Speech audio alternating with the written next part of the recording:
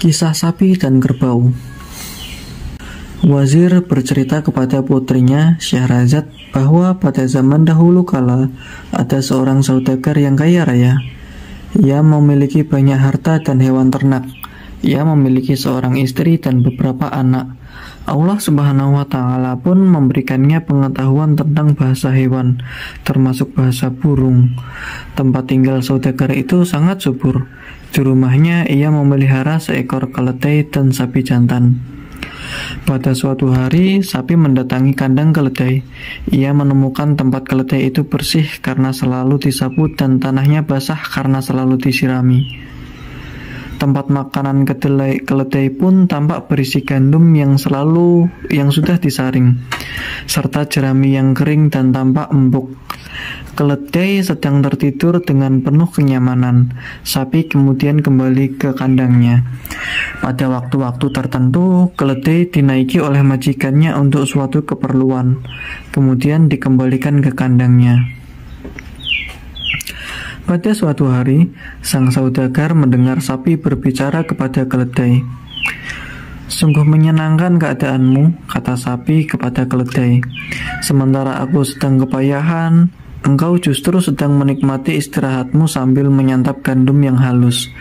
Dan mereka selalu melayanimu. Pada waktu-waktu tertentu engkau dinaiki oleh majikanmu dan dikembalikan lagi ke kandang. Sedangkan aku terus-menerus berada di sawah atau di penggilingan gandum.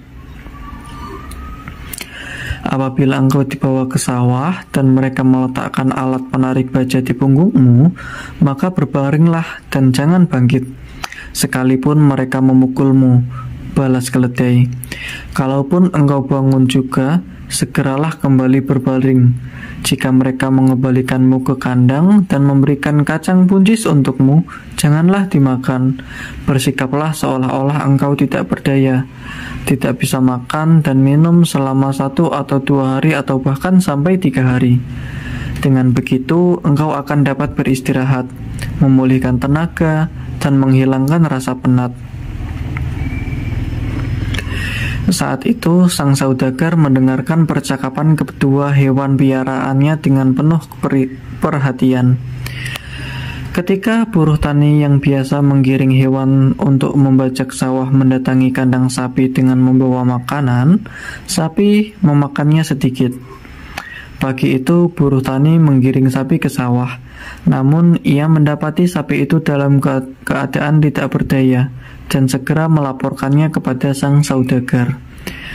"Bawalah keledai untuk membajak sawah sebagai ganti sapi hari ini," suruh saudagar itu kepada para buruh tani. Kemudian buruh tani menggiring keledai ke sawah untuk membajak sawah sendiri seharian. Pada sore hari, keledai dikembalikan ke kandangnya. Melihat kedatangan keledai, sapi segera mengucapkan terima kasih atas kebaikannya karena ia dapat beristirahat dari rasa penat. Keledai tidak menjawab ucapan terima kasih dari sapi. Ia bahkan merasa sangat menyesal telah memberikan solusi atas keluhan sapi. Pada hari kedua, datang lagi buruh tani dan mengambil keledai untuk dipekerjakan di sawah. Keledai berada di sawah hingga sore hari. Ketika tiba waktu pulang, keledai dikembalikan ke kandangnya dalam keadaan lecet pada punggungnya. Tubuhnya pun terlihat sangat lemah. Sapi memperhatikan keadaan keledai, serta menyampaikan rasa terima kasih, bahkan memuji-mujinya. "Biasanya aku tetap berada di kandang, beristirahat dengan nyaman. Tidak ada yang menyebabkanku menderita seperti ini, kecuali kebaikanku kepadamu," ucap keledai. "Ketahuilah, aku akan menasihatimu tentang suatu perkara. Aku telah mendengar majikan kita mengatakan bahwa jika sapi tidak bisa bangun dari tempatnya, lebih baik diberikan saja kepada tukang jagal untuk disembelih dan dikuliti, serta dagingnya dibagi-bagikan sebagai daging kurban. Aku sungguh mengkhawatirkan keadaanmu. Aku sengaja memberitahukan ini kepadamu agar engkau memikirkannya. Semoga engkau selamat." Mendengar ucapan keledai, sapi menyatakan terima kasih kepada keledai. Besok pagi, beristirahatlah bersama para pelayanmu, kata sapi. Percakapan kedua hewan itu kembali didengarkan oleh sang majikan. Kemudian sapi menghabiskan makanannya dengan lahap sampai menjulurkan lidahnya untuk menjilati sisa-sisa makanan. Pada suatu siang, saudagar pergi bersama istrinya menuju sebuah tempat peristirahatan. Keduanya duduk-duduk di sana menikmati pemandangan dan semilir angin. Saat itu, buruh tani mendatangi kandang sapi dan membawanya pergi ke sawah. Ketika sapi melewati tuannya yang sedang duduk santai di pondok peristirahatan, ia menggerak-gerakkan ekornya, bertingkah lucu, seakan meminta penilaian dari tuannya. Melihat hal tersebut, sang saudagar tertawa terbahak-bahak sehingga terlentang di tempat duduknya. "Apa yang membuatmu tertawa seperti itu?" tanya istri saudagar seraya heran. "Aku melihat dan mendengar sesuatu, tetapi aku tidak mampu mengatakannya sebab aku terancam kematian," jawab sang saudagar. "Engkau harus mengatakannya kepadaku. Kenapa engkau tertawa seperti itu? Engkau harus mengatakannya sekalipun engkau terancam kematian," paksa istrinya karena merasa penasaran. "Aku tidak bisa mengatakannya. Aku takut menghadapi kematian," kata sang saudagar bersikukuh.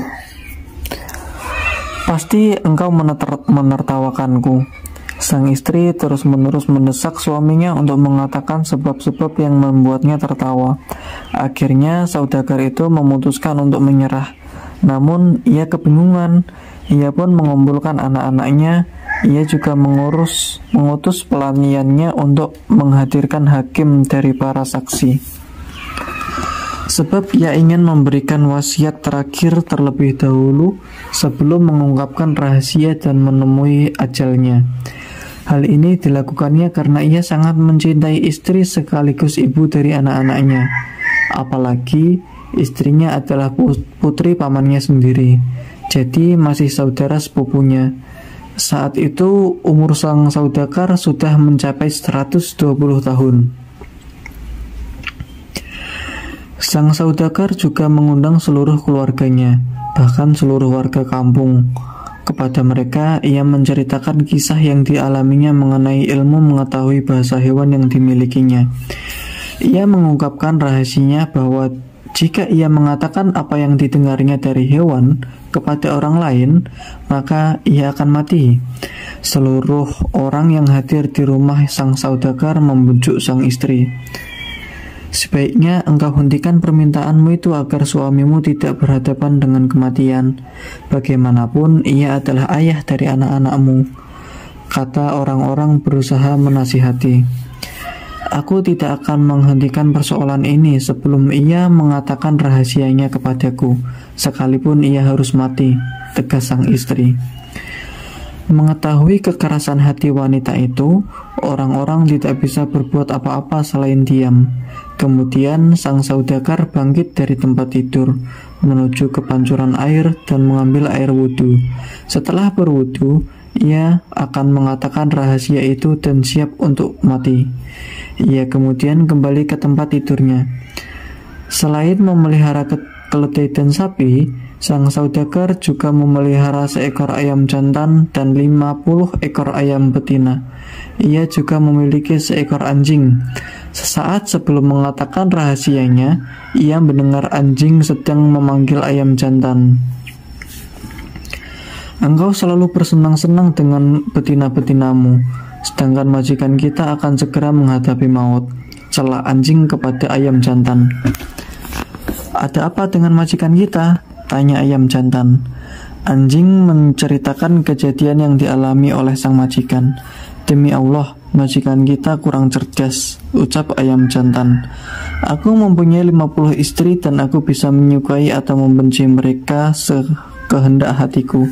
Sedangkan ia hanya memiliki 1 istri, tetapi tidak bisa mengatasi persoalan dengan istrinya.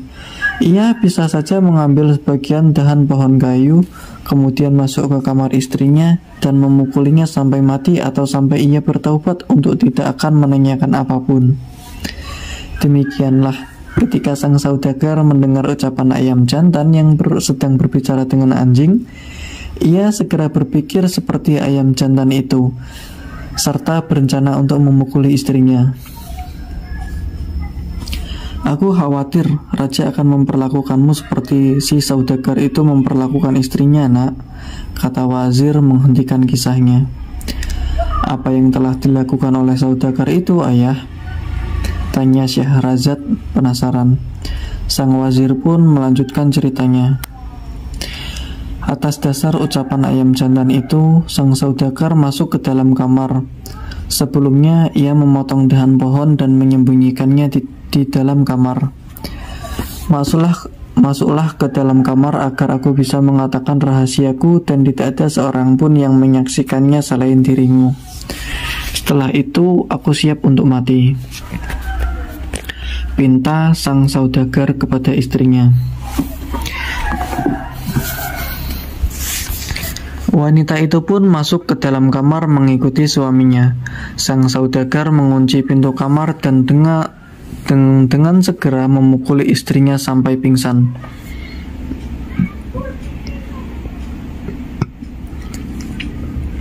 Aku bertaubat, aku tidak akan menanyakan apapun lagi kepadamu, kata sang istri setelah siuman. Sambil berkata demikian, sang istri mencium kedua tangan dan kaki suaminya. Kemudian keduanya keluar dari kamar. Mengetahui kejadian ini, semua yang hadir di rumah itu merasa senang dan mereka mengadakan pesta. Mereka mengubah rencana acara perkabungan menjadi acara pesta kegembiraan. Demikianlah cerita tentang sapi dan keledai. Hal itu memang sudah seharusnya terjadi, kata Syahrazad setelah mendengarkan cerita dari ayahnya.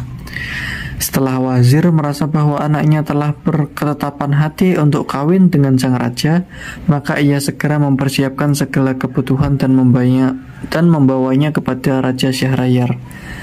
Sebelumnya Syahrazad telah berpesan kepada adiknya Dunyazad, "Jika aku sudah menghadap raja, aku akan mengutus pengawal untuk menjemputmu," kata Syahrazad kepada Dunyazad. "Ketika engkau telah datang ke istana dan engkau melihat bahwa raja hendak memenuhi hajatnya kepadaku, maka pintalah kepadaku agar aku menceritakan sebuah kisah yang aneh. Kita akan menghabiskan malam dengan ceritaku.